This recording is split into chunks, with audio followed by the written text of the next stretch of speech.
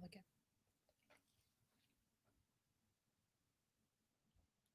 Hello, everybody. Welcome. Happy Wednesday, you guys. You are watching Movie Couple Live. And of course, happy Wednesday. Welcome to our live stream where we talk the latest in movie news and pop culture.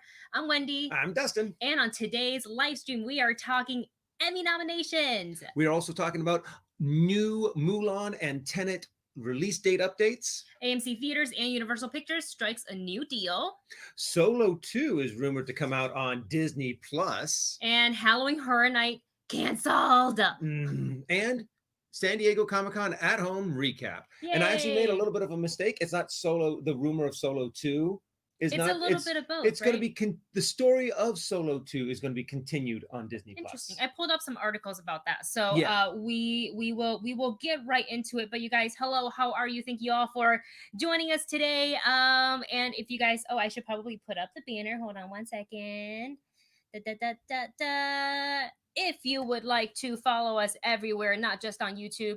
And I guess before we go into further, if you're watching us, whether live or later on, make sure you like this video, get us more views. We actually just hit 31,000 subscribers. Woo! Yay, confetti. Imaginary confetti. So we would love to continue snowballing this and just bring you guys more content, more live streams, more videos. And of course, for the latest from us, you can follow us not just here on YouTube, but all over social media, on Twitter and Instagram, and that's just right here, the Movie Couple, and my name, Wendy Lee Zaney. So you guys, what is the latest? How have you guys all been doing? Yay! So let me just go back to, that's not what I wanted to do.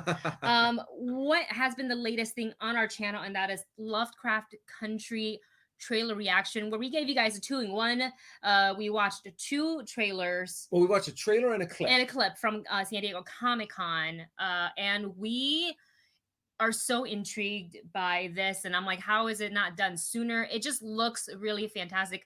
I am really, really excited for this cast. It just looks so good. It looks really cool. I love the thriller suspense kind of vibe that it has. I love the time period that it's set in. So it looks like it's going to be a very interesting kind of a show. Yeah, it's going to be really, really interesting. So it is based on a novel by, I think the author's name is Matt Ruff. So that's something I feel like I might want to read and get into before. But I say that about like literally every single, how many like adaptations have we been wanting to read since the start of this pandemic, and I'm still reading like the one book, I'm still listening to it. Yeah. So like there's Curse that I wanted to get into. I kind of wanted to check out the graphic novel for The Old Guard, which by the way, the spoiler review is coming. I know a lot of you have asked for it because we asked if you guys want to see it, and you guys said yes, so we're giving it to you. Yeah, so okay, what else? Thank you so much to Vanja for the super chat. Yay, thank you. Trailers were awesome. Indeed, they are. I love the clip. The clip got me even more excited than the actual trailer. Like, and not to say the trailer was bad. I'm just saying, like, the clip, when they ended, I was like, wait, no. Yeah, you're like, when they leave you with a clip, I'm into it. They give you a clip, and you're like, no, give me more. Then you know they showed you a good clip. Yeah, exactly.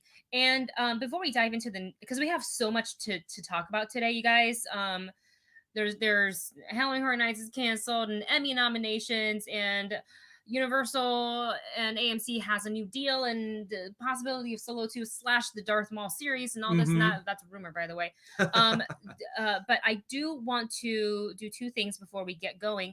Can you please grab the list of nominations? Oh, yep. I will grab that. And I wanted to, while we do that, I wanted to answer a question from, not a question, but something in that Noah put in the chat, because he said it last week during one of our Comic-Con live streams, but I didn't put it in my notes today and I can't find it. I think, oh shoot, Noah, I don't know where it is, but it's something about, here it is. Don't forget about Sonic the Hedgehog 2 and Spider-Man 3 and Avatar 2 through 5. And I think from what I read very quickly, I believe that Avatar has been pushed for a year. The Avatar on James Cameron's James Avatar. Cameron. My brain still first goes to Last Airbender. So yep, Papa. Yeah, so I gotta research that, because like there were so many notes today that so sorry, Noah, that I totally forgot about that. So That's my bad. And in the chat, hello. I think we have a new viewer, Isaiah Taylor. Hello and welcome. Okay, let's jump into. Oh my god, I keep clicking on the wrong thing. Let me switch the tabs. Okay, let's jump into news flash. So for today's news flash, we have Halloween Horror Nights canceled, Solo 2 slash Darth Maul series coming. Dustin's gonna take it away and kind of give you guys a very quick rundown of this alleged uh Solo 2 slash Darth Maul series that's gonna be on Disney Plus. Allegedly, rumored. So apparently, according to the direct, the villainous character Darth Maul may end up getting his very own Disney Plus series. They also say that he is expected to appear in multiple Star Wars shows over the next few years. Now, this is actually kind of interesting because when I first heard that they were going to be making the rumor of them possibly making a Darth Maul standalone, where it's all about Darth Maul series. Yeah. At first, I was kind of like, you know, I don't know if I really would want to see this because we kind of already know Darth Maul's story arc. I'm so surprised to we hear know that. we know where he started, we know where he ended up. Unless you can put something really interesting in there, I'm like, I would much rather focus on someone else. Okay, because we've seen the Darth Maul's arc for the yes, most part. and For the most part. the big parts. However, knowing now that they are also maybe making the storyline of Solo in a Disney Plus series, and that he's going to be a main part of that, I'm like, that I'm excited. I'd be excited to see if Darth Maul is constant. If all of these events that are happening in the Star Wars universe for Disney Plus, The Mandalorian, all of these different series that are coming out that have Ahsoka or Sabine, to have Darth Maul, in Kenobi, have him appear in Kenobi, even though that might be a little difficult because we know what happens when they meet up around that timeline from Rebels. But I would love to have Darth Maul in more series. I would love having Darth Maul, if they're going to do a solo sequel or a continuated series. Having Darth Maul in there is very, very smart. Having something that just focuses on Darth Maul, I think would be a little bit difficult because he's all throughout time. He's always connected with others. That we've all seen in various, whether it's canon or if it's the core, like, well, I guess you can call Clone Wars canon in a way. Yeah. Right? Oh no, it is canon. Okay. 100% so canon. he's connected to the prequels, which is the core story of like the Skywalker saga. Yes. As well as in the canons as we've seen in Rebels and in very much so in Clone Wars. Yes. So yeah, and he's even connected to all the way to the Solo. If you guys saw Solo and you watched to the end, spoilers, then you know he's also connected in that way. So it does make sense that kind of the two would go hand in hand. But I don't know. I want to see a Darth Maul series, but the more you talked about how we've already kind of seen his story in a way, I'm kind of like, yeah, you're right. And if I had to choose between the two, I would rather see, because I know there's a lot of fans out there that loved Solo. I'm not one of them. I didn't hate it, but I didn't love Solo. I thought it was fine. I thought it was entertaining. I liked the cast. I loved the portrayal of Lando. I really love that. And there are a lot of cool parts in it. Like the train scene was my absolute. That was a cool shit. That was a cool favorite. Scene. Yeah. But I can see them wanting to continue the Solo storyline and have it be a series as opposed to a movie. Yeah, and honestly, I think that's where a lot of this news is coming from, is the fact that they are planning to make a Solo series spin-off. But this is the thing. That means the Lando standalone some great comments. Series, okay. The Lando standalone series is probably them talking about this project. Is it, or would it be separate? And the standalone Darth Maul is probably part of this project. What if they did two, though? What if, okay, just speculation, a theory, because think about it for in the vein of like CW, right? You have Arrow. No. You have Arrow, and you have Flash, and you can have the Arrowverse, and then you can have like the multiverse, right? You can essentially do the same thing because they cross over so much with Arrow and Flash. You can essentially do the same thing with Solo and Lando, because Mm-hmm. they're buddies, but they also go on their own adventures. And then why not do Yeah. like a huge mashup event? Be like, tune into this episode for part one, where Lando and Solo are together in this episode of Solo, and then Lando and Solo are together, and maybe they do a Leia. I don't Yeah. know. Maybe That a would be young Leia. interesting. Well, no, it can't be a young Leia because they don't meet until then. So scratch what I just said. Oh yeah, true. Sorry, Can't scratch have what I her a just part said. of that. But like then you can do like continuation, like, oh, part two of this storyline of the multiverse not multiverse, but crossover in this episode of Lando. Then you have your audience locked in. Not that they're not going to be locked into like Star Wars material like we would be already, but they would for sure be like, okay, I need to catch up on all the Landos, or I need to catch up on all the Solos in order to watch this. Like, I think that would be freaking fantastic. And I want to take Yeah. it to And the actually, I'm a little chat. bit like Go that ahead. too. I'm like, that would be kind of cool to have these different shows Yeah. intertwined and interconnected. Yeah. Kind of like how, like if you're playing a video game and you played one character, you would get their perspective. But then when you play another character, you get a different perspective. And all of these events are kind of happening at the same time. I think that might be a good way to do it.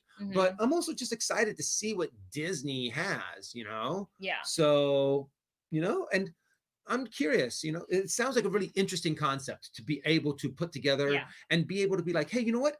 Let's test this, you know, different shows that intertwine kind of a thing. And let's do it with, let's start off with something that people aren't like 100%, you know, furiously fanned about, because Solo did well. Yeah. And some people liked There's it, some people Solo didn't. fans out there. But that's kind of a good place to start. You know, let's start off with this, see how it works, see if we can work out the kinks, but then move into something to where you could do that with some of your more like your big characters. Yeah. And again, you guys, and I see this in the chat, so we totally agree with you that this news is not confirmed by any means by Lucasfilm or by Disney or by anybody at Star Wars. This is rumored, alleged news, and we just find that it's fun to kind of speculate, and it's fun to have our own theory of what we would love to see. But of course, this is all, again, do not take this as like fact. This is, we're like, we know that this was a rumor when we clicked on it, but we think it's fun as Star Wars fans to kind of like fantasize and like think about the possibilities that we could get. And, you know, especially with technologies like what they use in The Mandalorian, using the volume, they can really, really, I guess, condense their team and have people come and dress the set, and then they can leave, and then just minimum, maybe, I don't know they how can their have production also works. more than one view set. I could see them just being like, you know what, these things are amazing. Let's just make like 5 of them. So that means we can shoot multiple shows at multiple times anywhere in the world. And a great comment from Debbie, and then we're going to get to Chris's choice. Debbie says, give me the Crimson Dawn Underground series starring Kira with Solo and Maul. That is something that I would love to see, because when that was revealed, it like, I was like, oh, she's a part of, fantastic, and I would love to see more of that. Amelia Clark is really fantastic on screen, so I would definitely love it. And when you really think about it, this whole section of the universe with the Crimson Dawn, with Maul, with Kira, with Solo, with Lando, that's a really good chunk to kind of explore and have fun with. Kind of a thing. So I'm excited to see what they do. And honestly, just give me more material. Give me more Disney Plus stuff so I can sit down on my couch eating popcorn, having my dinner. Exactly. So I'm excited. And a quick hello to our new viewer, Isaiah Taylor. Azia, sure. Sorry, I'm butchering your name, Azia Taylor. Hello, and thanks for joining. Let's get to Chris's super chat before I lose it. There we go. All right, you guys, get ready for this. Today, for Chris's choice, he writes, what are your, we're doing 3 today. Three, picking out of the 3. Whew. What are your 3 favorite Disney songs, since it's impossible to pick just one? Thank you. Goodness. Thank you, Chris, for giving us 3 choices. Mine are Once Upon a Time in New York City from Oliver and Company. Great song. Great song, Chris. Friend Like Me from Aladdin, and Let's Go Fly a Kite. Okay.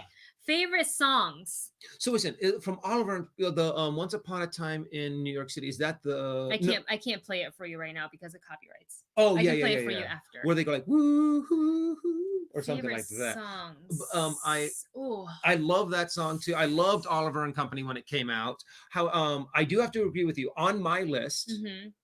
I have to put A Friend Like Me Da da da. Yeah, because yeah. Aladdin is one of my favorite Disney films of all time. So yeah, that's at least one of the three. Okay, you can go one and I'll go one. So you Okay. have one. My other one, oh gosh. Uh Oh, I just can't wait to be king. Very true. That is a very. It's just like a fun boppy song. We're like, Mhm. yeah. I was almost expecting you singing how Lion King is one of your favorites. I was thinking that you were gonna go for Ah! no, not that one. Hakuna Matata. Oh, well, I mean, what's to say that's not on my list of three? I get three choices. Okay, what's I yours? Your next love one. also that song from Tangled. All of, I can't remember the exact Oh, words.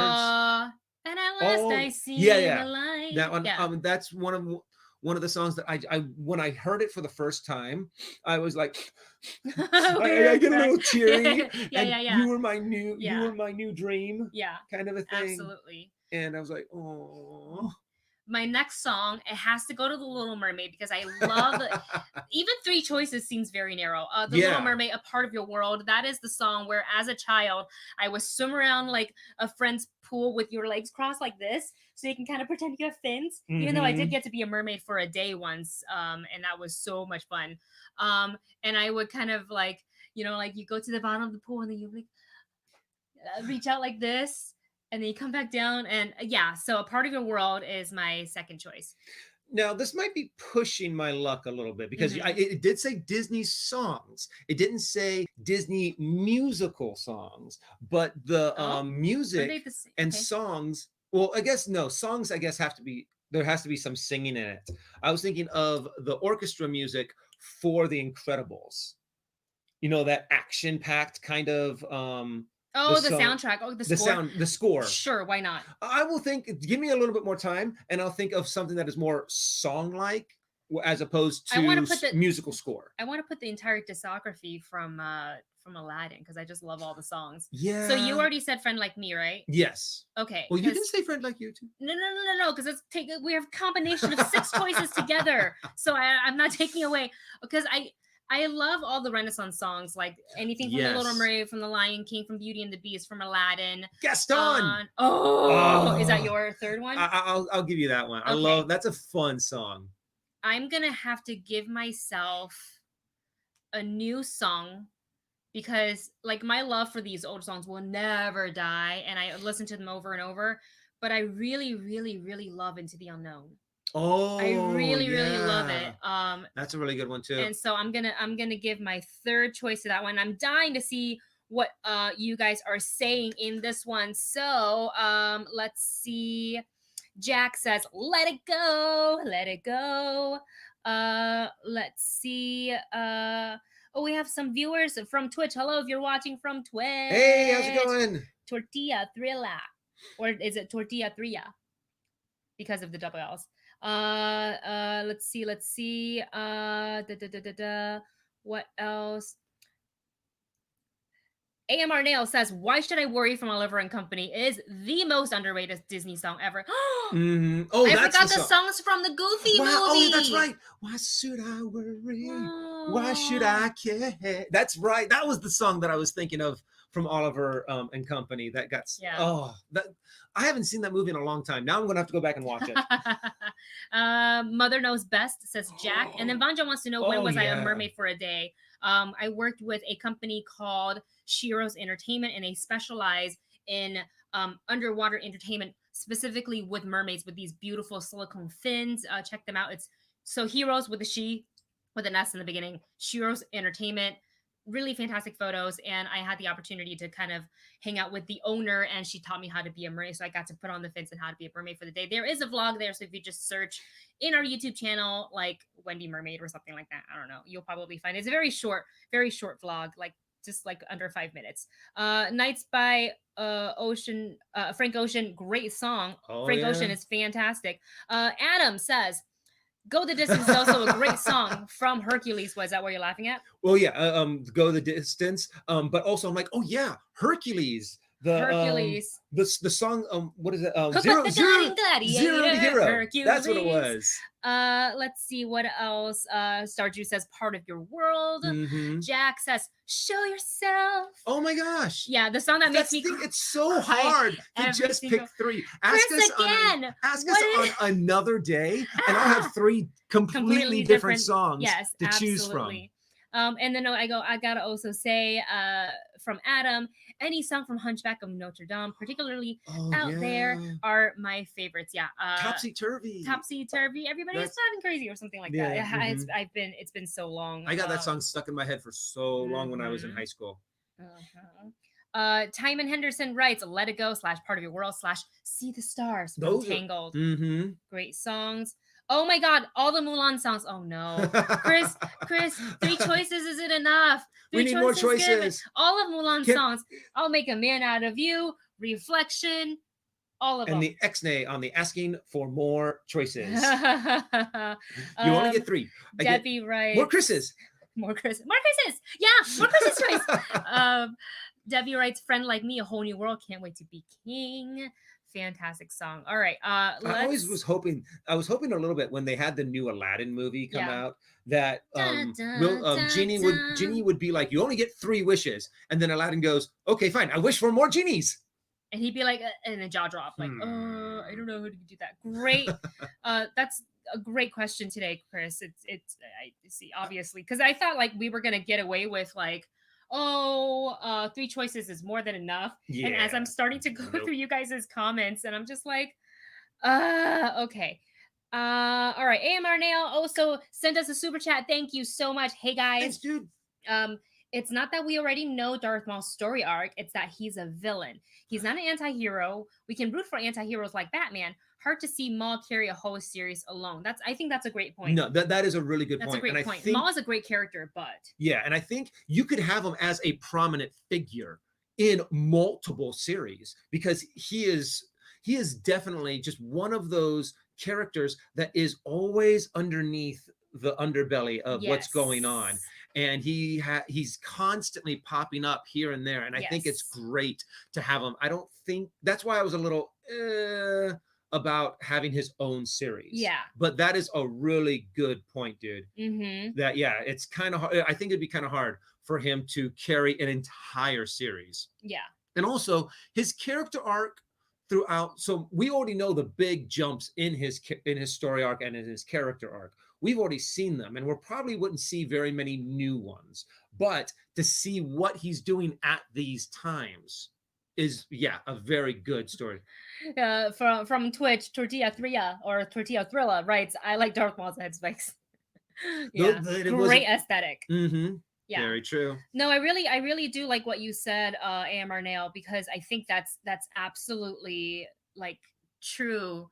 Is that he is a villain through and through. He wasn't ever trying to be something else. Yeah. And that's what I really like about his character, and he is very much while I love Darth Maul's arc, I think he still is a main but support character. Yes. As opposed to a lead character. Like the potential that Ahsoka could be a lead character to like an Anakin and to an Obi-Wan Kenobi to a Leia, There is a little conversation. I can't remember where I saw it from, but Freddie Prinze Jr. talks on a Kanan himself talks about Darth Maul's character, and he actually talks about a lot of different things in Star Wars. Yeah. But how he describes Darth Maul's character as that tragic Greek story where it's the guy that's trapped in hell and he's pushing the boulder up the hill. Yeah. And every single time when he almost gets to the top, the boulder, he slips or something happens and the boulder falls down and he has to start all over again. That's Maul. And that's Maul. That's Maul. So, and it's kind of hard to make a story out of that, but to throw that character in. See how he could fail. Yeah. Pretty much. That's what it is. It's Darth Maul always fails. Yeah. Yeah. Should we move on to the next great discussions today, you guys? Yes. Really, really great. Should we move on to the next news flash? Because I am dying to talk about this. Let me just make sure I'm not missing any more comments. Hold Oh, you on, pushed hold it. on. Oh, sorry. Sorry, I don't know how to get rid of it. Oh yeah, that. There we go. Yeah. All right.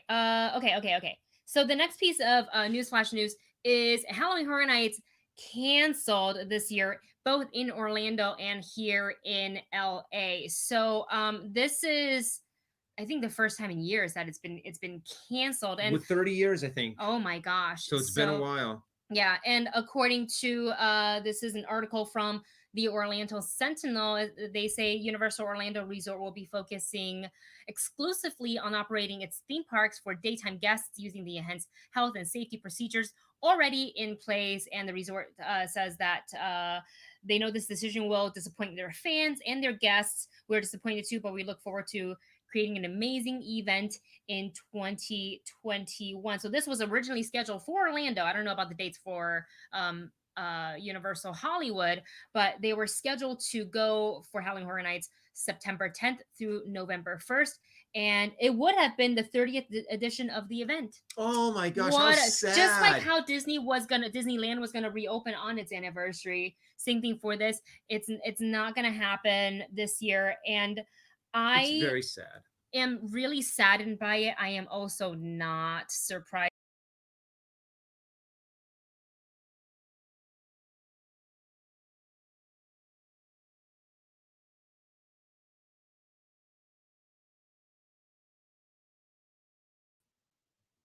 Are we? There Oh, we go. Okay, sorry, we're back. guys. Sorry. Uh, oh, that's a great one. Sorry, guys. We are back. Are you seeing us? Sorry about that. I hit the wrong thing, so it was my fault.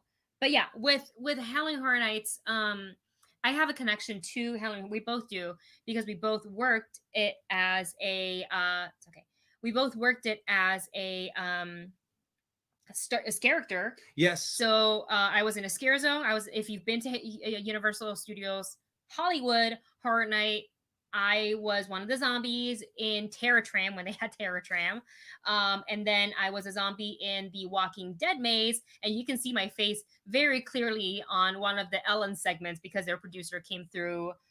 Their producer Andy came through the maze. I think it was him and one of the writers. And I scared the bejesus out of them, and it was fun. Well, you had also such a dramatic, and you had like the perfect swish. hair swish going on, and you just look within all your makeup. You just looked very intimidating. Yeah. And when I saw it, I was like, yeah. Yeah. If you search like Walking Dead maze, Universal Ellen, you'll probably see me because there were very few lady zombies in the maze that day. I think. So I was one of the few, and you can if you know my face, and you can tell it was me. Okay. So Debbie writes, then there was the Collider Live moment where I felt bad for you because the clowns mates. Yeah. That's right. I said out loud because I wouldn't think anybody was listening to me. I was like, oh yeah, I'm glad we're not going to the clown mates because it wasn't on the schedule. And then of course people overheard me. They're like, let's go. And I'm like, oh no.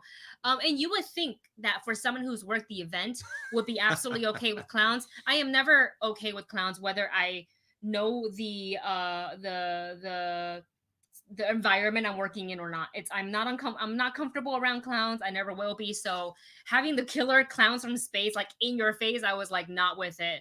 And props to Josh McCouga. He was the one that like he pulled me through the maze. He goes, Wendy, let's keep going. I'm like, okay. I'm just like let's go. Boo-hooing at the end. So yeah, I think this news, it's really devastating for the fans, obviously, of the event. There are some people that just like look forward to their entire year to this event. They go back multiple times and they celebrate it and they have fun with it.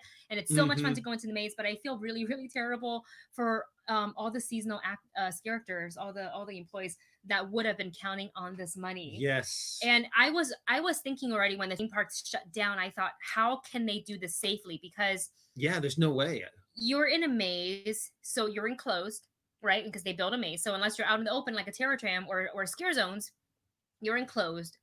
And there's a lot of you're making noises as a creature, or maybe you're not allowed to speak, but you have prosthetics on, you're sweating a lot, and then there's people coming through, and sometimes the walkway is pretty narrow because you're in a haunted house.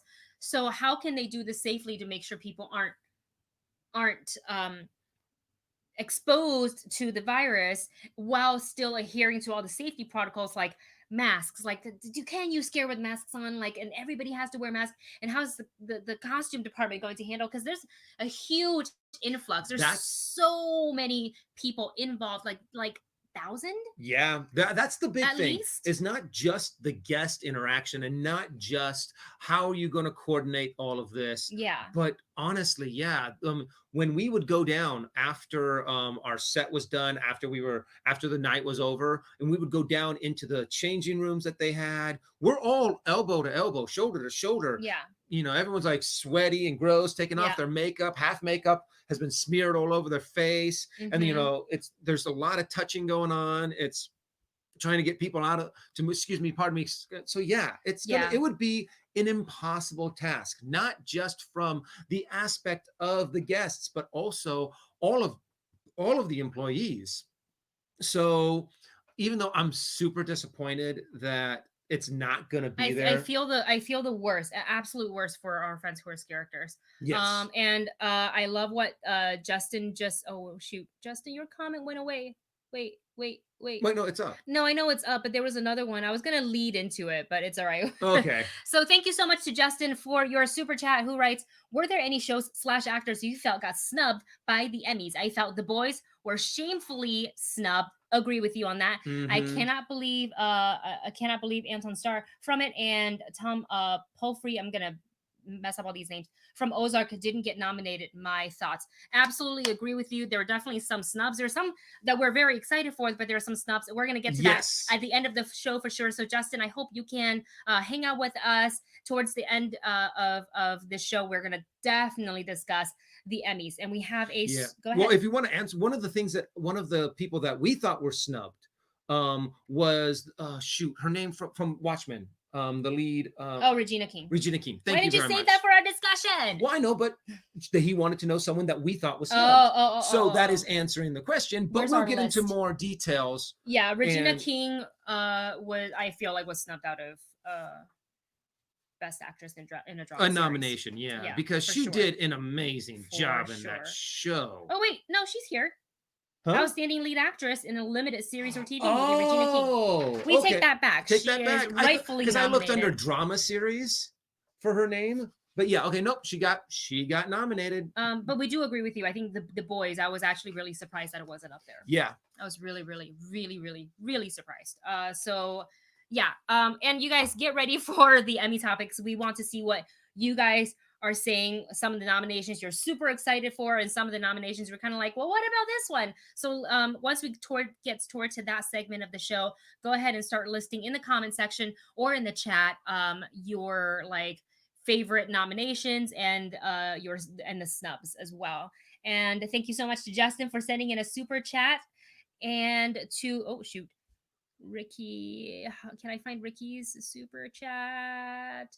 Oh no. huh? That's weird. Why isn't it not up? I mean, we see it up top, but there it is. Just takes a second. All right, from Ricky, who writes, "The movie couple. Hi guys, huge fan from India. Quote, if you hold my hand, if you hold my hand is a Disney song from the movie ABCD2, has over 200 million views and a famous song. Please check it out. You will love it." Let me take that note. We need to have like a little clipboard on the side. Let me just take a picture of the screen. It's going to be much faster. Oh. And we will check it out later. Thank you so much for your support, Ricky, and thank you so much for watching all the way from India. Yeah, that's awesome. Thank you so much. I actually didn't know about that song, so I will check it out for sure. Vanja with the super chat, who writes, "Could you do an episode in your Taekwondo outfits? And when will the pictures be done?" Very soon. The reason why we held back on the photo is because my computer crashes a lot. Chris knows this because him and I just had a chat on Live It. I also stream on Live It as well, and we had a chat. So Chris knows what's what. But we always we're transparent. We have been transparent about what we do with the money that we get from Patreon and Super Chat, which just goes right back into equipment and things that will support this channel. So we have been able to purchase new equipment. So yes. We're still using the old equipment today because I couldn't figure it out in time for this stream because of all the Emmy news and all this and that dropped. So I did stay up until 4 a.m. last night setting up the new laptop. So and then I couldn't get something to work, and I was just like, oh my god, it's noon, I can't get it to work. What do I do? But so I wanted to make sure I had a reliable machine before I started editing it, because I did it on that computer and it kept crashing on me. So I just halted all the work because I didn't want to keep putting in the work and then it was going to crash and not save. And it was just really, really frustrating. And I was like, so now that I have a new machine that I can work on, the photos should be here by the end of the week. Yay! So if you haven't sent it in yet, you can still email us, moviecoupplechannel at gmail.com. But I think most of you have already sent it in. So I just got to figure out the right placement and stuff like that. So hope that answers your questions. And yeah, why not do a episode in our Taekwondo outfits? Yeah, why sure. not? Maybe on a day that's not going to be hot, because it's going to be like 90 something today. 92. And yeah, even hotter this weekend. But we will definitely keep that in mind. Thank you so much, Vanja. And I just want to shout out to Twitch. Our viewers at Twitch, the voice was gross. I thought it was a coming of age tale, like Call Me by Your Name. Definitely not. No. Must have been for a little bit of a no. culture shock. Let's watch this. It's like a not safe for work type of a. I mean, it's not porn, but it is vulgar. And it is graphic. And I kind of love it, but that's just me. It is super violent. Yeah, that's just me. So hope that answers your question. It's still a really good show. It's just definitely not like a it's not a family show. It's not a coming of age. It's not a coming of age a show at all. So sorry that you went into it thinking it was something else. That's happened to us before. We're all or like kids thinking, it's a cool superhero movie. No. Superhero show. Yeah, parental guidance is highly suggested.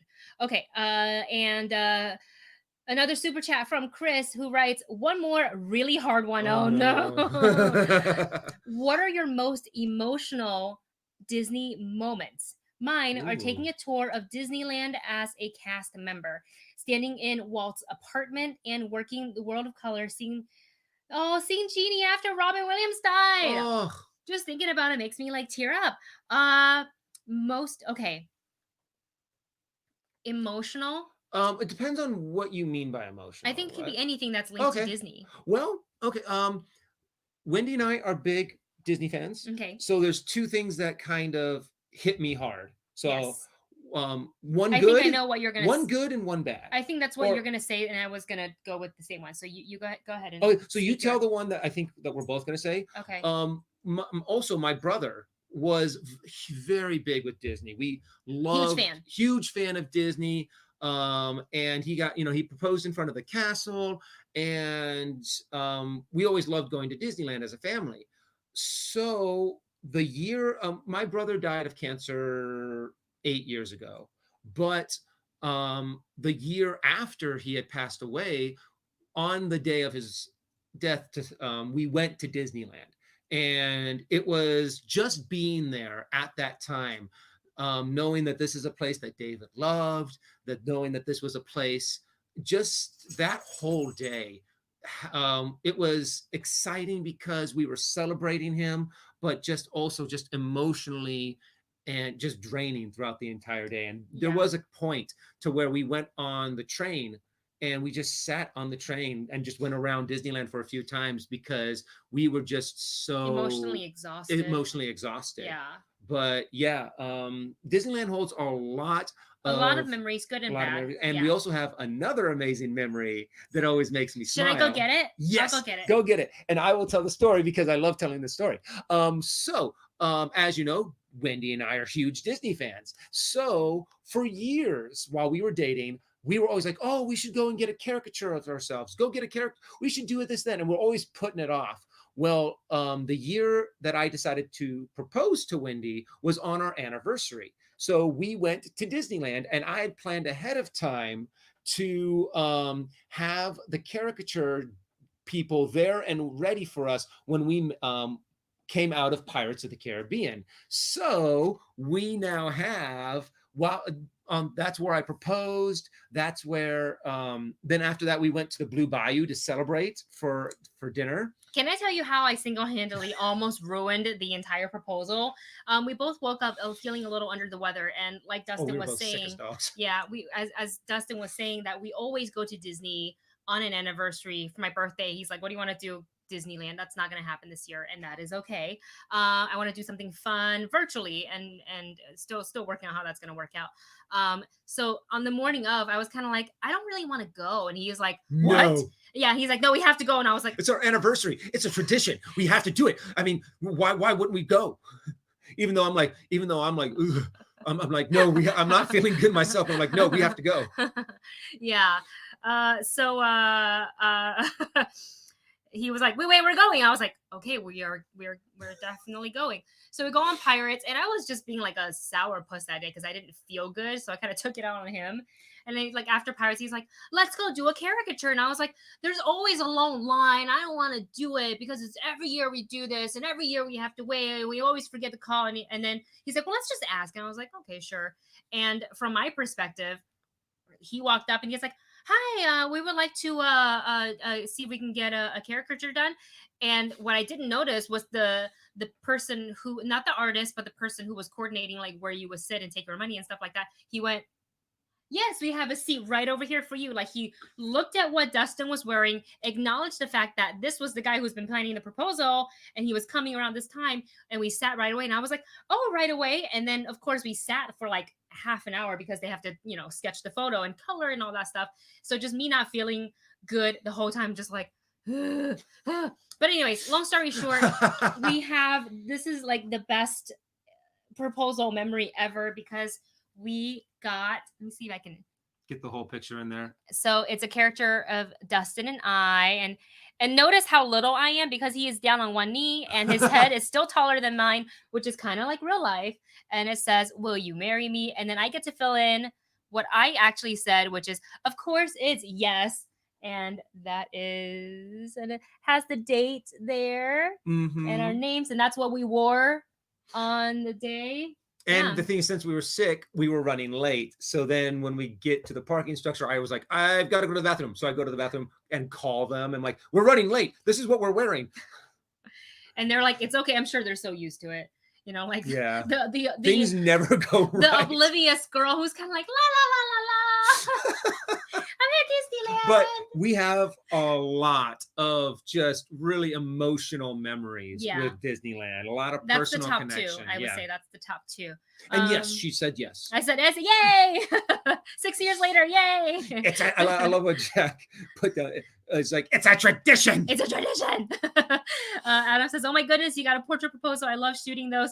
Adam, we wish we knew you back then because Dustin would have been like, oh, but we would have gotten better pictures, tell you that much, because I just handed my little dinky video camera to the guy that was like taking the money and that stuff. I was like, well, this is how you take pictures so you can get like a progressive idea of what the picture looks like. And this is how you take video. Yeah. This is, you push this button. He's like, got it. He was a really cool guy. Yeah. And thank you also, Adam, for sharing your own memory, who writes, Dustin, I completely understand. I lost my brother 1 year ago last year. We're so sorry. Literally a week before D23, I missed most of day one because I had to attend his funeral. So I completely understand. Yeah, the hurt never goes away. So we just do what we can. How do I want to honor his memory? Yeah, just to remember the good parts. Yeah, and the best parts about experiencing life with that person. Yeah. So thank you for sharing that as well. Okay, should we go on? Yes, let's talk about our next topic. Okay. Which is the big topic. No, we gotta go into these two. We still have 2 more things to go. All right, so we're gonna not spend too much time on it, but Mulan and Tenet release dates, obviously you guys have already heard, have been pushed back. So Tenet will now be released. It looks like it's going to release overseas towards the end of August, and it looks like August 26th, before opening in select cities in the U.S. on September 3rd, which is Labor Day weekend. Whether that date's going to get pushed back or not, we don't know. I would like to cross my fingers and hear that, yes, they're going to do it, because that means that maybe we have finally put some sort of a cap around the pandemic, because that would be great news, because Yes. I'm sure as you guys are out there are so freaking sick of social distancing and wearing masks and feel like you're like being like kind of under this pressure of this invisible thing that you can't see but somehow are afraid of. And I can't think of You any know, better way to celebrate, yay, we're free, than movie theater, going out to the movies and watching Tenet and watching Mulan popcorn. and popcorn and Yeah. just shove. I'm just going to take the big bucket and blah, just have my face in there. And WB announced on Monday that Tenet is launching in theaters at the end of August in 70 overseas territories, including Australia, Canada, France, Germany, Italy, Japan, Korea, Russia, and the UK. And at this time, it is unclear which parts of the United States will be showing the film. And the studio doesn't have plans yet to release Tenet in China. So this is all from the Variety website. And they also said that Tenet will not have a traditional global day-to-date release, which we also know. And then also moving on to Mulan. Mulan has been moved off of Disney's release calendar. And we know that they were kind of playing kind of like what's like hopscotch with Tenet, because those are two like tentpole movies, right? Yeah. So it's kind of like, no, you go first, no, you go first, no, you go first, no, you go first. And I get it. Like, you don't, do you want to be the guinea pig or not? Like, you know, you want to release it and lose money, or you want to Yeah, and the original release date for Mulan was like March 20th, was like late March, wasn't it? Yeah. And it's like, so I that saw was the movie before the pandemic. that was like the big movie right before the pandemic hit. Yeah. I mean, they had their premiere and then they're like, oh, sorry, we're not going to show it. That was literally the last time like I was in a big crowd. That was it. That was it. And even that day I was concerned. I remember not wanting to I didn't put my cup down at all. Like I held on to whatever, and I kept on like I had my hand sanitizer with me, so I kept on using it, and I like was very careful about like hugging people. And there was a lot of people that were like just doing like the elbow greeting and stuff like that. So that was kind of already looming over us then. Look at where we are now, that we're at the end of July. So it's unfortunate, and we're not going to spend too much time on this because we already know this was going to happen. We've done this dance before. Yeah, so let's just fingers crossed for all the movies that we want to see in theaters will get released in theaters eventually. And at this point now, it's just wait and see.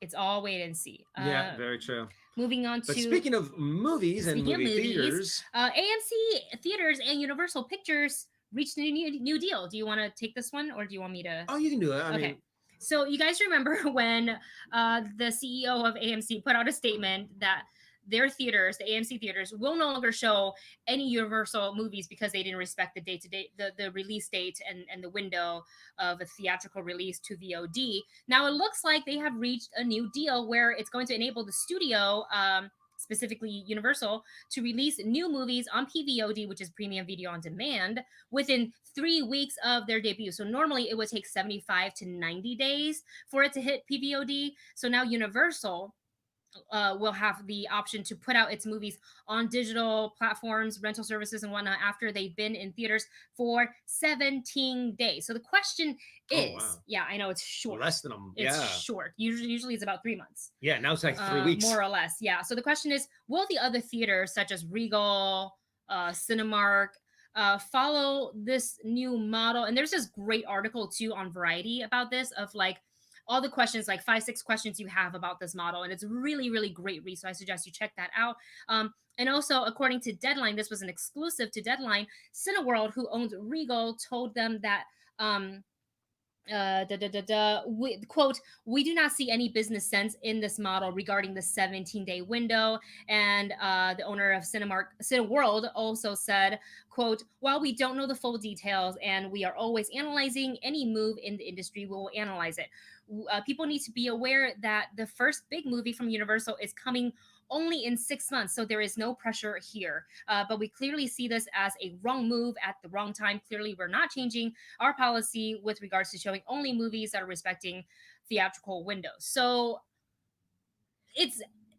I am happy for AMC and Universal to have reached a deal, but I don't really know if I see other theaters jumping on board with this. Yeah, that time period is short. I mean, it's or other studios jumping on the bandwagon for this. It's also turning, I mean, it seems like they're just trying to do something to make it work at the time. It's kind of like we don't want to do this, but we're not open, so Mm-mm. we really don't Mm-mm. have any leverage. I mean, if we're not showing your movies anyways, what leverage do these movie theaters have? Yeah. I mean, it's right now, it's pretty much going, well, I mean, Universal and probably a lot of the studios are going, well, by the time the I don't pandemic know. is over, you're Yeah. most likely going to be out of business. So if we break this contract, who cares? You're not going to be able to sue us, Well, kind of thing. yeah, because they have to respect that window, and that's why that deal is specifically between AMC and Universal. At least It's not. so. It's not a like to get all the theaters to agree. I think you have to be maybe. I don't know, man. This pandemic is really putting, just taking like a whisk and just be like, hey, you had plans and you had business models and structure. No more structure. No. Yeah. The thing is that I think businesses are going to do what they feel like they need to do in order to survive. And we knew that theaters, specifically AMC, took a huge hit, not being able to be open. Tons of employees obviously are now unemployed because there's Yeah. nothing for them to do. They can't. The theaters aren't open. They can't work. So what do you do? And I remember the whole AMC Universal debacle, and I was kind of like, ooh, and I just felt it was. I understand where it came from, and I Yeah. understand the anger behind it, but it felt very reactive. That like I felt like it could have played out behind the scenes And between it the two really of should them. have. It should have Yeah, been them going, "Hey, you guys can't really do this," but no, they wanted to make it public. they wanted to. They wanted to kind of throw their temper tantrum You know, I in feel the like grocery store. I feel like the stress of the pandemic makes us be very reactive to things because No, there's this constant pressure of the that's right. pandemic and how things can't go back to normal, right? So, like you and I face new challenges every day. We worry about things every day. Can we still pay rent? Are we gonna be if we get sick? Can we foot the hospital bill? Probably not. So, there is this constant fear that we live in. Um, Yet at the same time the world keeps going, so it's just a mess. And let's see what you guys are saying about this deal here. Justin says everyone laughs when I tell them America is getting Tenet after almost everyone else. Our government's really screwed up here. And I like the fact that that's kind of the bar. They're like, "Wow, you guys don't even get to see Tenet first." Yeah. Jack says, I can't wait for my theater to reopen because I almost went every weekend, depending on what movies were showing. I can't wait for Wonder Woman 1984, and of course, Black Widow. And then MK Selberg writes, I believe AMC just recently restructured their debt to remain financially viable until 2021 as well. You know what? Oh, That's great. Doing cool. what you got to do to stay afloat. And Debbie says, it's all just a wait and oh no, I Yeah, no, that's very much what it is. lost It's very much it. a wait and see. Yes. Because yeah, I mean, if things don't get better, even if things started to like stay the same and level off, it's not Wait it and has see to game. Wait and get see game. better. Yes. It really has to get better Mm-hmm. before we can do anything. Mm-hmm. So it's kind of like, well, movie theaters not reopening are holding up more than just movie theaters, Yeah. kind of a thing. And So we it's also, tough. It's tough. yeah, it's really, really tough. And a quick shout out to everybody who was watching on Twitch, to Twitch. J Gill 8555. Hey guys, sorry to interrupt, but I am all for drive-ins coming back. They are Yes. awesome. Yes, they are. If you live in LA, there is this great company called Street Food Cinema, and they used to do a lot of cool like film activations showing films that have been released in theaters, and now they're available on VOD. You can pay. It's a whole experience where they have like lawn viewings where before the COVID. You can bring your blanket, and if it was an outdoor event, and if the event allowed pets, you could bring your dogs, and they have like really awesome like performances before they show the movie. Really awesome food. They used to do it at the $1 Million Theater, was it right? Yeah. Next to like this awesome market in LA. Really fantastic, and they've pivoted their strategy, and now they're doing drive-ins. They're doing it at the Glendale Galleria, like in the parking lot on the roof. Is it the Galleria? Probably. Americana. Oh, Americana. The Americana, sorry. And it just looks really, really great. And you just stay in your car. It's contact free. They even park your cars 6 feet away from each other, which is going really fantastic. Above and beyond. Yeah. So just Street Food Cinema. Just look them up on Google. We've not sponsored. We've gone to their events before, and it's always like just so much fun. You meet a lot of great people, just a lot of film lovers. So if you're in LA and you can go to a drive-in, that's a great point there, G Gill 8555. So thank you for your input there.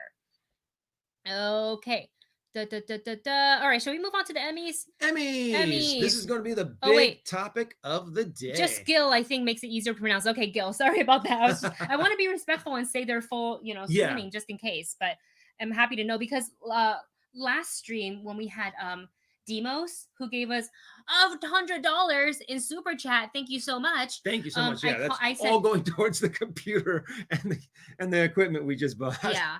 I read his screen name as Demos because it's Demos, and then Mhm. he later wrote me. He's like, it's Demos. I'm like, I'm so sorry, or just D. He said just D. So, all right, Jack. When is the right stuff coming out again on Disney Plus? I believe August. Yes. Yeah. Okay. Oh yeah. Before we go into Emmys, real quick. SDCC. Oh, it's not on here. SDCC wrap up. What we liked, what we didn't like. I guess our stream's gonna go a little long today, guys.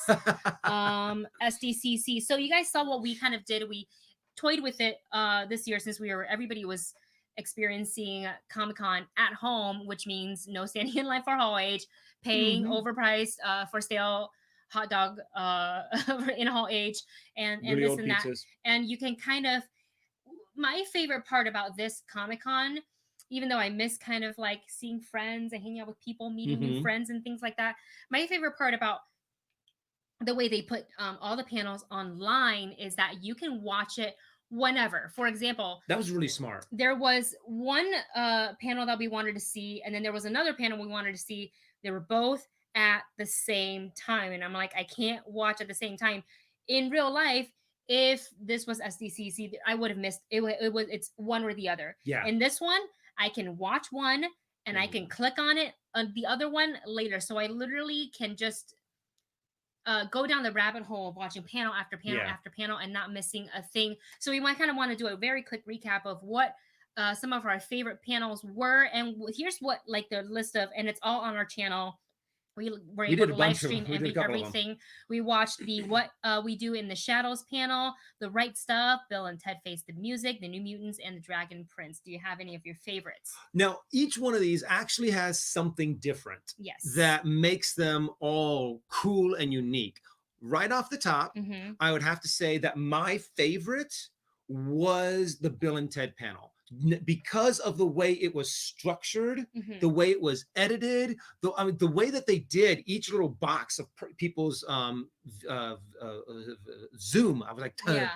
Zoom chat to where it was the outline of the phone booth and the editing. You could tell that this was done top notch. Yes. It was done very well. I loved hanging out with these guys. I loved talking to them. Keanu. However, Keanu was awesome to see and how he his thoughts on it, and to learn a lot about the past thoughts. I mean, what they thought about not just what they filmed, but also Bill and Ted from the original two movies. Yeah. So that was one of my cool. I thought it was awesome because of just how well edited and put together it was. Mhm, The one that I mhm. probably had the most fun with Yeah. was definitely the Zoom into Zadia, Oh man. because Yes. it was hilarious to Yes. hear them do their voices for different little shows that they put on. They read the books and they just did their voices for that, and I thought that was awesome.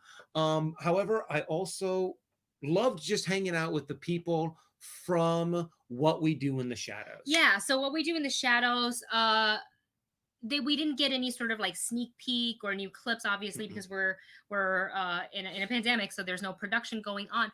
But there was a lot of really cool, like, hey, we're having new seasons, and kind of just like a lot of behind the scenes stuff, and kind of seeing the actors interact with each other, and it's just the chemistry with that they have. They seem very close knit, and it just seems so much fun. But the best part is that while we were watching the panel, because we live streamed the panel and our reaction to it, a couple of the writers from the show, Paul Sims and Zach Dunn, actually came into our chat. So if you watch that video, you replay the chat. It was really cool, and he was kind of like giving us like even more like tidbits on behind the scenes stuff, which was just, as a fan of the show, it was like a complete geek out moment. Yeah, where we're just like, oh my god, we love your show. We love your show. So it was a little surreal, I have to admit. I'm like, oh my gosh, people that we're fans of is watching our stuff as well. Because I'll say it all the time, I'm still kind of a little weirded out that people like to watch us. Yeah. Kind Yeah. of a thing. Surprised. So Yeah. it was just cool to have someone in the chat. And of course, I'm terrible at working the chat. So Wendy's like chatting with them Yeah. on her phone, and we're having this conversation while watching the stream. Or it was I don't think it was a stream. Obviously, it was It was pre-taped, pre-recorded. but they premiered it like it was a live stream. So yeah. And then another one I would have to say, because you already said Bill and Ted, I'll say the New Mutants, because it was the first panel that we really like sat down and fully immersed ourselves into, and it made me feel like I was at Comic-Con when they dropped when the director said, here, how would you guys like to see the first few minutes of the film? That literally is what they do in Hall H. Like, I remember when they asked Scarlett Johansson when she was last year when they were promoting Black Widow, and she was like, well, of course we brought something. And they had only been filming for months, but they somehow were able to scrunch footage together and give us like just a treat for our eyes. And it's, I felt that excitement, even though people weren't, you know, we weren't sitting on very uncomfortable chairs and very squished. I still felt that felt the energy that I used to feel when, you know, we were in Hall H, and it was just kind of nice to relive that. So that was really, really fun. Yeah, the New Mutant. That is the one thing though I do miss though, is the you guys are cool. I love you as fans. And here's a video, and here's a free hat. Yeah, here's some free stuff. hats. Our free hat. Oh, hey, was it Star Drew who won the Black Widow hat? In the, remember when we did the giveaway? Oh yeah. Was it Star Drew who won? Did you get it? Because I put tracking on that, but then I forgot to track it. Let me know in the chat if you've gotten it or not. Then I think I sent you the tracking info, but let me know in the chat. And sorry we took so long to get to your super chat for Ricky. Hey couples, it was sad to know that the War movie trailer was blocked from your channel, but did you like it? Absolutely yes. We loved it. It's super action packed. By the way, every single one of the actors, male and female, are like a supermodel hot. How do you guys do it? How? They're just so gorgeous, head to toe, gorgeous. Yeah, I think like, every single guy. How do you look this good? Had at least one shot without a shirt on, and you're just like, it had like an 8-pack, you know, it had like 12-pack, all abs. Yeah, no, it's really, really very action-packed trailer. It was like a mix of like Mission Impossible with a little bit of James Bond with a little Fast and Furious. Yes, it's really fantastic. I'm really bummed that the trailer, like literally as soon as we uploaded it, it was blocked worldwide, and I was just like, well, I tried a couple of times too, and it was the same result over and over. So we're sorry that you guys are never gonna see that see that trailer, but it's really, really awesome. And then Ricky writes, and if possible, check on Gunru, I think Gunguru, song from War. We will check it out. I don't know if we can do a reaction to it because they're really strict on music. Yeah, with music, the copyright gets either blocked or striked or claimed immediately, and that's a risk that we don't want to take with our channel. But we will absolutely 100% check it out. Thank you guys so much for all of your super chats today. I don't think Starju is here anymore. Boo. Okay. All right. Should we move on to Emmy? Let's now move on to the main topic of today. I might have to okay. Oh, I didn't even have notes for nomination. Yeah, I have all the printouts right here. Here you go. All right. So we actually have a lot of these categories I didn't even know. Give me a few. Existed with the Emmys. Like one of them that I just happened to look at was the Outstanding Reality Competition series. What? Outstanding reality / okay, so the Masked, okay, so like Masked Singer nailed it. Oh yeah, where they nailed it. We watched a couple episodes of that. It's on Netflix. That's a really funny series. And you guys, if you have any of the snubs, because we're going to talk about the nominations that we're really happy about. Obviously, congratulations to all the winners. I think it's always well deserved. I don't want to take that away from anybody at all. But we always wish that the nomination list can be longer because we're always like, well, what about this person? So if you put it in the chat earlier, can you put it into the chat again now? Because when I clicked out of us earlier, I lost all of that. So if you wouldn't mind, for example, MK Songbird writes 2020 Emmy snubs. I'm gonna put this up. Lead actress Daisy Edgar Jones, yes, for Normal People. Mm-hmm. Supporting actress Rhea Seehorn again. Better. Oh my God, really again? You're like, Cynthia Evero for The Outsiders, and Mr. Robot was not nominated for a drama series. oh wow. Major snubs right there. Yes, and then Debbie also says she's ecstatic about the 15, right? 14 or 15 either, 14 or nominations 15. for The Mandalorian, but bummed that Defending Jacob got nothing. Boo! It's Chris Evans. Yeah. Give it to the man. Should we start from the top of it? Yeah, Just let's kind of what we're excited about. What was the first page? All right, let's go Oh, ahead here. and It was start. this way. So no, it was this one. So here, Okay. they always start off, with best comedy series. Yeah. Okay, so let's see, and then I'm just gonna put up this chat there. You're right.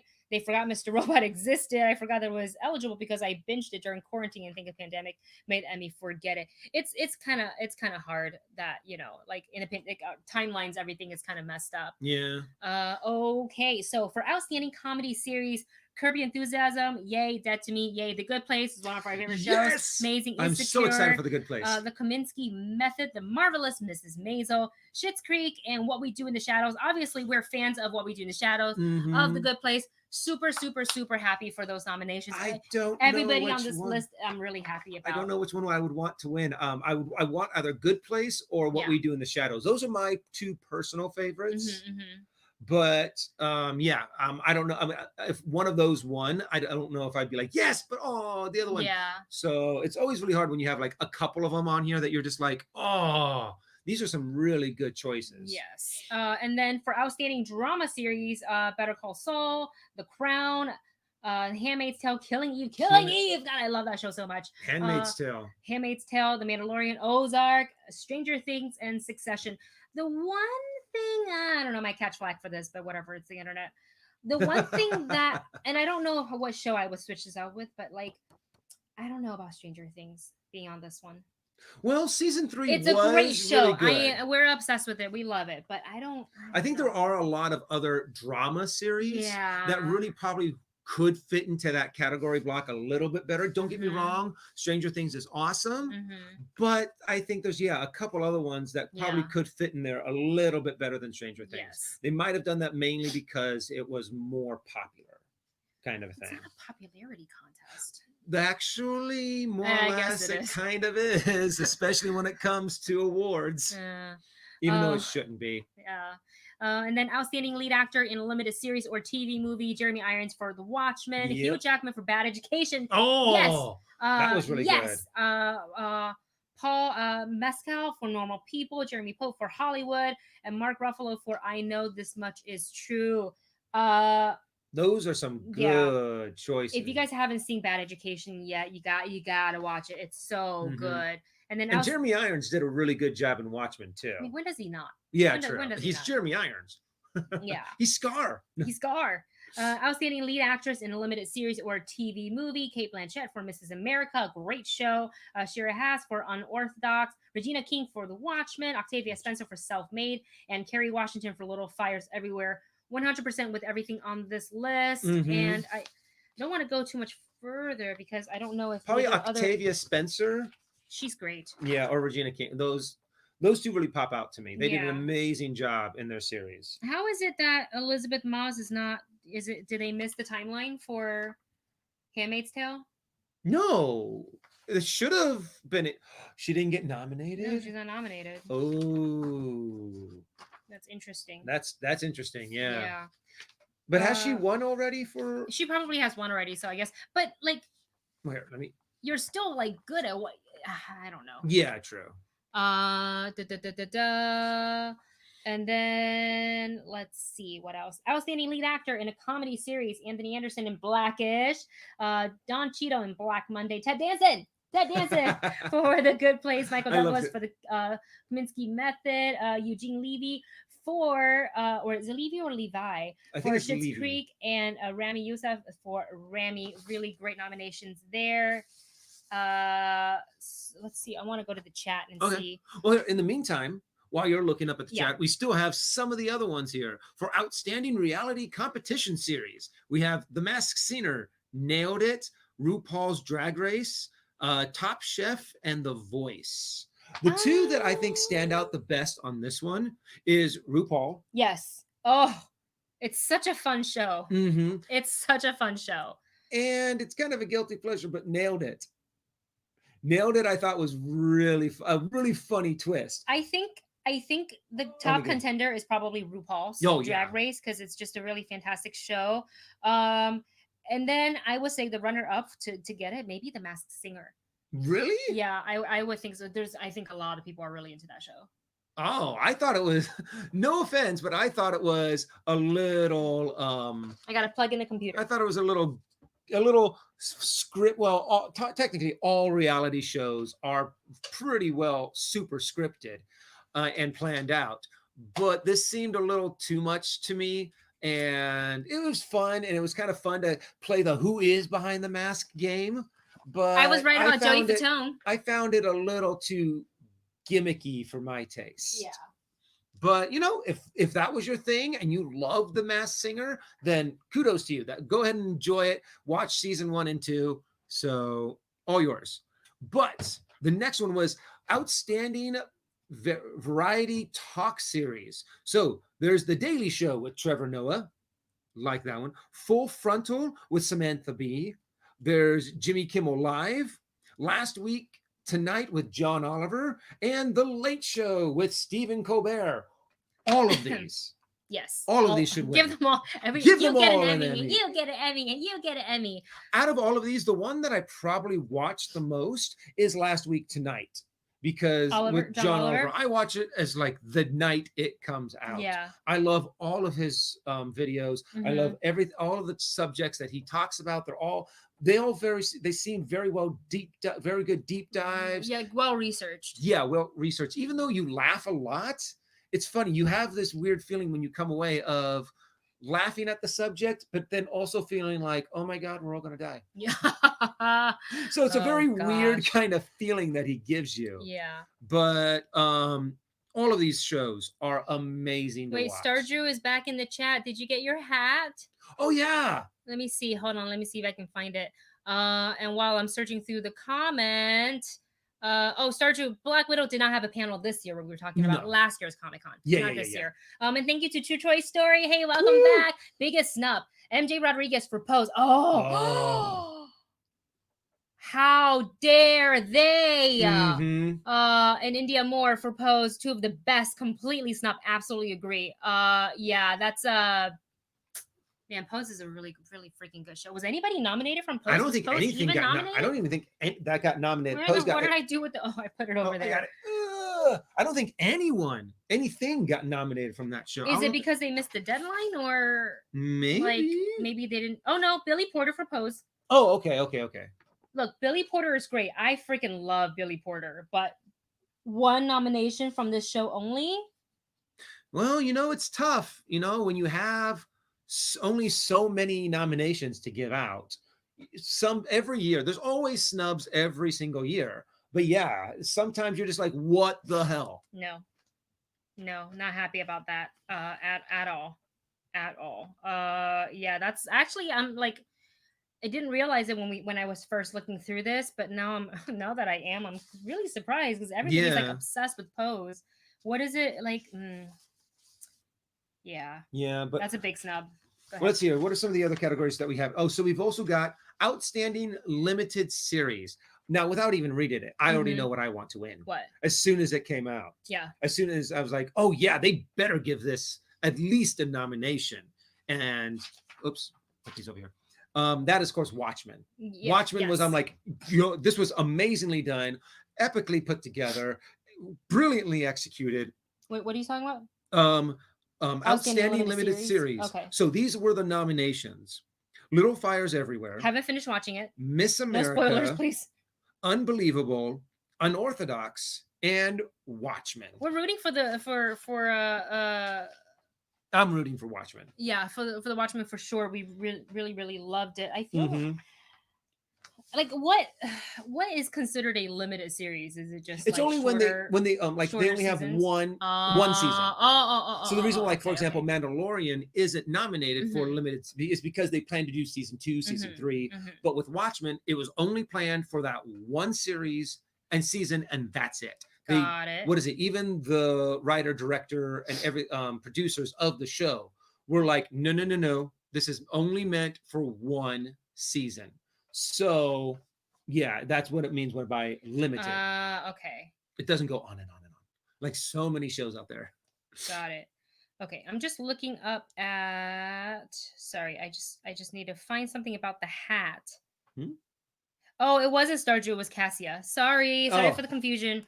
I don't know why I was thinking Stardew. Sorry about that. Yeah. Well, go ahead. it's okay. Oh no, keep going. Oh, I was just gonna go through the chat. Oh, okay. So I'll keep on reading. Okay, so we got these are the um last three categories. So they have outstanding lead actress in a comedy series. Wait, unless Chris no, you didn't do these. No. Christina Applegate, Dead, Dead to to Me. Me. So good. Rachel Brosnahan. Thank you. For the marvelous Mrs. Maisel. Maisel. And here, do you want Also loved her in House of Cards. Mhm. Linda Cardini, Cardellini, in Dead to Me. So both actresses. Okay, great. Catherine just- O'Hara in Schitt's Creek, Issa Rae for Insecure, and Tracy Ellis Ross for a Blackish. I love all of these actresses' performances, so that's why I don't want to ever take away from like I don't ever want to say like this person shouldn't have gotten it. It should have been this Yeah. person instead. I would rather to do the but I would like to do the and also Yeah. this person because I want to celebrate all the wins. And it's always tough. I'm like, so if you have this list This and you're is hard to saying choose from. someone got snubbed, Yeah. it's then like, okay, who would you remove? Do Yes. you think? Yeah. And that's when it becomes, oh yeah, then I have That's to the sucky remove part. someone. Yeah, that's the really really sucky part. And I also like what you guys were saying about, and it was a little bit earlier. I was trying to find it, but I couldn't. That a lot of superhero shows get snubbed. Yeah. Out of these things like the Defenders and Agents of Shield, and I'm glad that the Watchmen made it on here. Yeah. So that's and the Mandalorian. That's kind of like Yeah. it's kind of like oh here's your two nerdy shows, and then that says like what about everything else? And then moving on to outstanding lead actor in drama series, Jason Bateman for The Ozark, Sterling K. Brown for This Is Us, Stephen Carell for The Morning Show, Brian Cox for Succession, Billy Porter for Pose, and Jeremy Strong for Succession.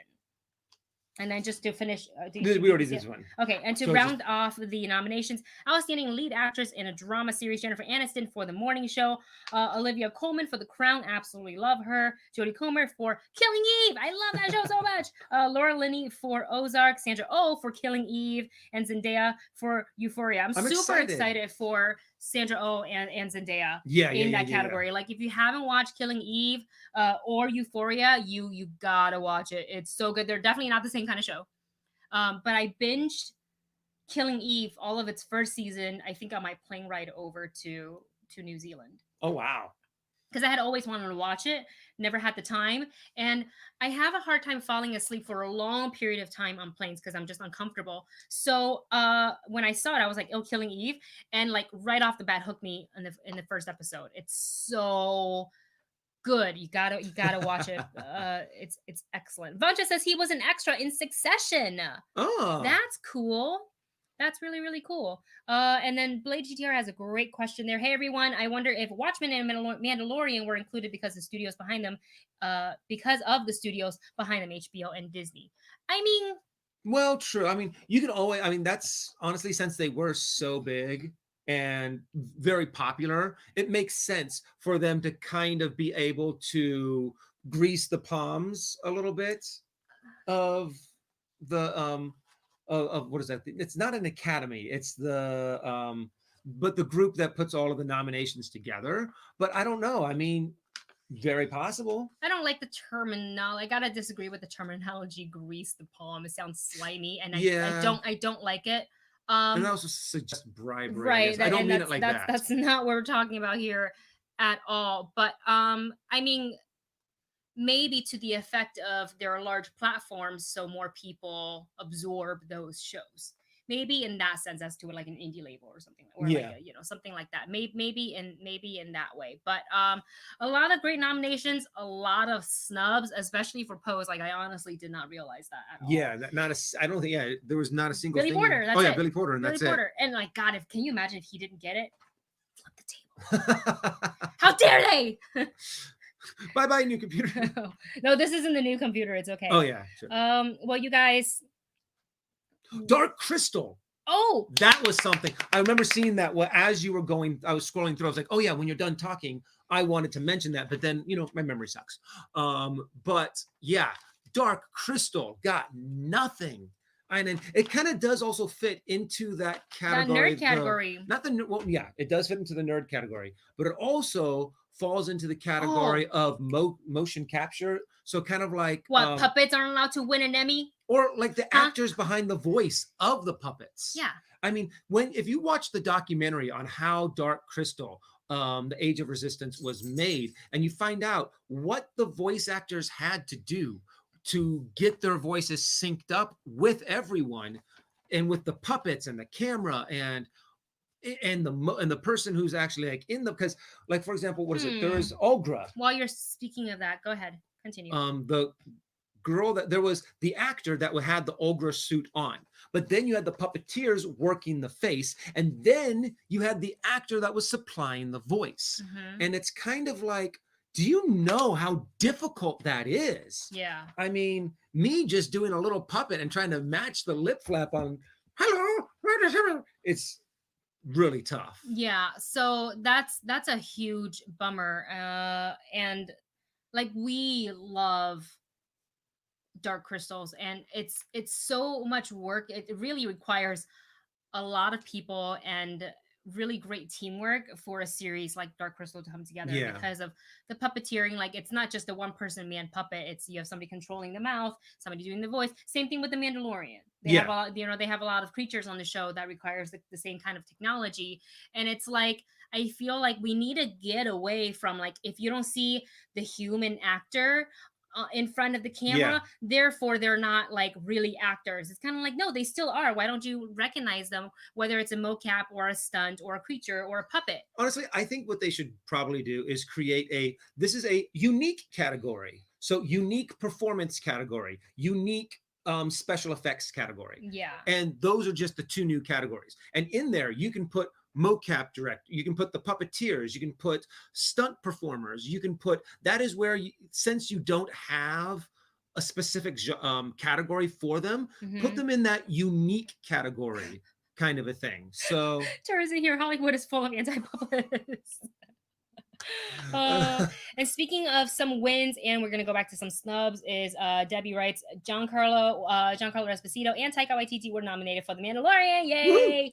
And then Justin writes, a lot of people claim Reese Witherspoon got really snubbed between Big Little Lies and The Morning Show and Little Fires Everywhere. She never got nominated when all co-stars from 3 were. Yeah, I remember the Big Little Lies, and like she never got nominated, and like her performance in that show is very different than anything else I feel like, because on the surface you're kind of like, okay, she's that character, right? Yeah. But if you follow the story, if you read the book and all this stuff, and you follow now to season 2, it's deeper than that, and there's so many layers to her character that I feel like all the actresses deserve. And like the fact that she wasn't nominated for any of these shows, she really wasn't. Yeah, not on there at all. And that's also something that's really interesting, because award shows can be insanely political. So even though you did an amazing performance, that doesn't mean you're going to get nominated, because like if you're difficult to work with and people are like, I don't like this person, so let's we're going to put someone else on the list instead, kind of a thing. So it sucks, but heck, I mean, it's one of those things that every single award show has its own layer and level of politics. Yeah, so it's what it is. And then Justin, also another stub there. If you're going to nominate an Apple TV show, it should have been Defending Jacob. Yes. So we will see how this plays out. Like I'm still really happy for the people who got nominated. Again, I don't want to take away from that, Oh But yeah. there's also a lot of actors and shows that didn't get, we feel like didn't get the recognition that they deserved. So yeah, all right. Any other inputs from you guys before we leave the chat? Because I we've think we've had some pretty gone like good an hour and a conversation. half. I'm sorry, you guys. We went for so long today. Oh, also before we go today, we are most likely going to move our Oh yeah. Saturday live stream to a Friday live stream because we might just kind of leave the house for a little bit. We're not gonna go be with other people, but we might give ourselves a change of scenery, if you will, without We need going one. into too much like private detail about where we're going and whatnot. It's not completely 100% decided, but it is likely that we're going to just stream on Friday just so we can have Saturday to kind of do something else, for us and for our mindfulness, if you will. So yes, all right, you guys, thank you all so much for hanging out with us today. The movie bunch collage photo is coming. I'm going to be working on that for the rest of this week, amongst other things that we are doing, while I'm trying to figure out all the new tech. So is that every Friday and Wednesday now? No, Jack, it's not every Friday and Wednesday. It'll still be every Wednesday and Saturday. It's just that this Saturday we might be moving the Saturday stream to Friday's stream. So I'll put it on the community tab, and I'll go ahead and put it on Twitter as well, just in case you guys Yeah. So normally miss it. every Wednesday and Saturday we do our live stream. This Yes. week we're going to switch it to Friday Mhm. so we can have that weekend. Yes. So you guys, thank you all so much for hanging out with us, for all of your support via super chat, and just for being here and watching and talking with us. Don't forget to thumbs up this video so we can get more views and more eyes on the channel. We're at 30, we just passed 31,000 subscribers. Woo-hoo! Yay, the road to 35K continues. So we hope, And then beyond. and beyond 35,000 and beyond. Oh, that should be our new logo, huh? Hashtag 35,000 and beyond. And then we'll just update it when we have to cross another mark, like and then we'll put an X through that and be like 40,000 and beyond. So you guys, this was such a great fun chat, which is why we lost track of time and went for an hour and a half. Sorry to take up all of your time. Thank you so much for watching. Don't forget to stay safe, stay strong, take the time for yourself. Yes. Give yourself self-care. It's super, super important. And check in on your friends, on your family members, and we will see you on probably Friday, but maybe Saturday. Okay, we'll talk to you guys then.